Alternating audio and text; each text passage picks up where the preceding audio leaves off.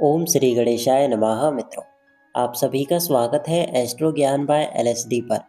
ज्योतिष के अनुसार मंगल को ग्रहों का सेनापति कहा गया है, जो साहस, ऊर्जा, पराक्रम और आत्मबल के प्रतीक माने जाते हैं। वर्तमान में मंगल अपनी ही राशि वृश्चिक में विराजमान है, लेकिन अब वे अस्त स्थिति में प्रवेश कर चुके हैं, यानी उनकी शक्ति और प्रभाव कुछ समय के लिए मंद पड़ जाएगा। ज्योतिष शास्त्र कहता है कि जब कोई ग्रह अस्त होता है तो उसका प्रभाव सीधे तौर पर 12 राशियों के जीवन में महसूस होता है। मंगल की यह स्थिति कुछ राशियों के लिए चुनौतीपूर्ण साबित हो सकती है। इस अवधि में ऊर्जा में कमी, मानसिक असंतुलन, क्रोध और निर्णय लेने में कठिनाई जैसी स्थितियां बन सकती है।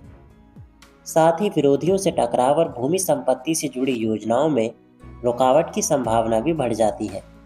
आइए जानते हैं किन राशियों को इस समय सबसे अधिक सावधान रहने की आवश्यकता है।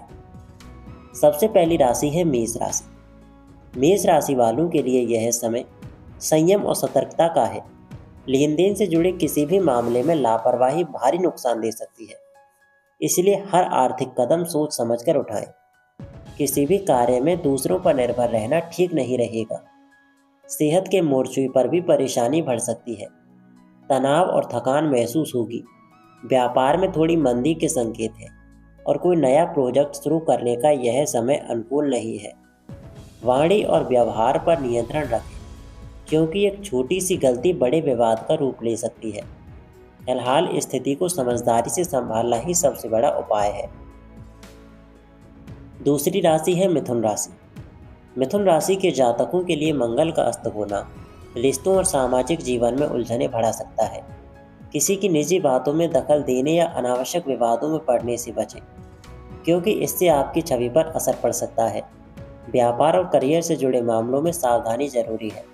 धन की स्थिति संतुलित रहेगी, लेकिन सुख सुविधाओं पर खर्च भी बढ़ेगा। इस दौरान कारोबार पहले से थोड़ा बेहतर रहेगा, पर अचानक आए रुकावटें आपको नुकसान दे सकती हैं। यात्रा से बचें और जल्दबाजी में कोई बड़ा फैसला ना लें। रिश्तों में तनाव बढ़ सकता है, इसलिए संयम और संवाद दोनों बनाए रखना आवश्यक है। तीसरी राशि है मीन राशि। मीन राशि वालों के लिए यह समय शारीरिक और मानसिक रूप से थकाने वाला रहेगा। स्वास्थ्य को लेकर लापरवाही बिल्कुल ना करें। परिवार और संपत्ति से जुड़े मामले में उलझनें बढ़ सकती है। व्यापार और नौकरी में मनचाहा परिणाम ना मिलने से निराशा हो सकती है और कुछ बड़े खर्चे सामने आ सकते हैं। इस दौरान निवेश से पहले अनुभवी लोगों की सलाह लेना ही समझदारी होगी। किसी भी प्रकार के भावनात्मक निर्णय से बचें, क्योंकि यह समय तर्क और धैर्य से काम लेने का है।